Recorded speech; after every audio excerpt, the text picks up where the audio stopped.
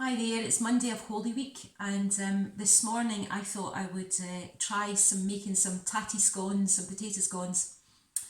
A recipe that was given to my sister, who gave to me the other night there, and I thought I would give them a bash because my husband loves a potato scone. Quite partial to one myself.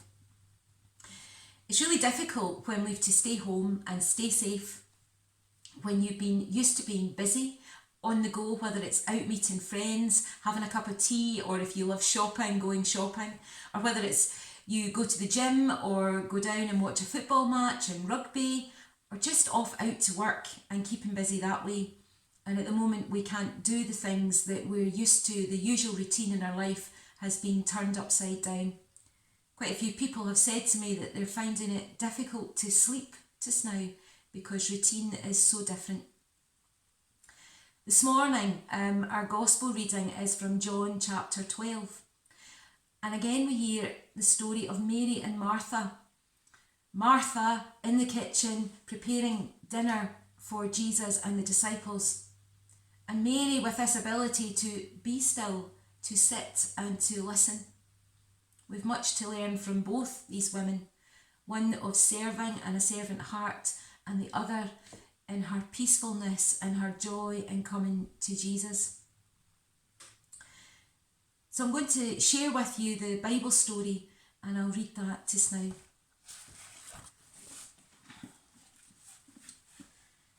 Jesus anointed at Bethany. 6 days before the Passover, Jesus arrived at Bethany, where Lazarus lived, whom Jesus had raised from the dead. Here a dinner was given in Jesus' honour. Martha served, while Lazarus was among those reclining at the table with him.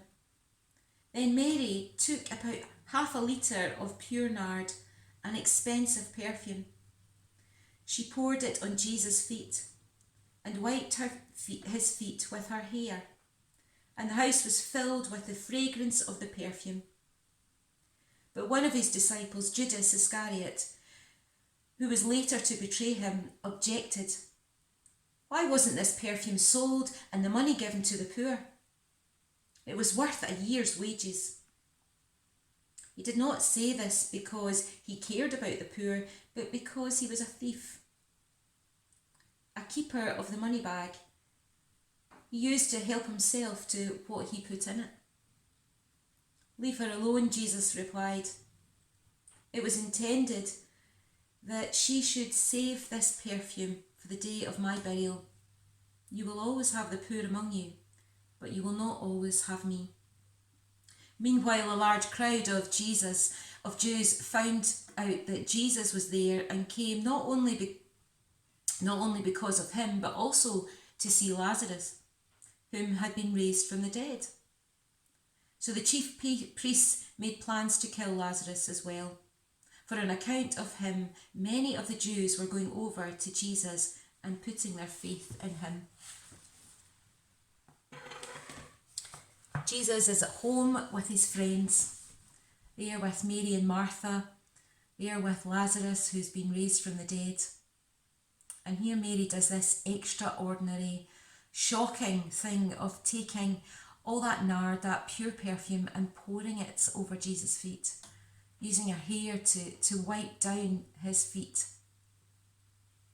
I suppose if that happened at a dinner party today, it would be a story that would still shock us, something that we would still talk about and share. But in those days, it was even more extraordinary, even more shocking. But Mary did it out of absolute adoration for Jesus. She loved God, and she was loved by God.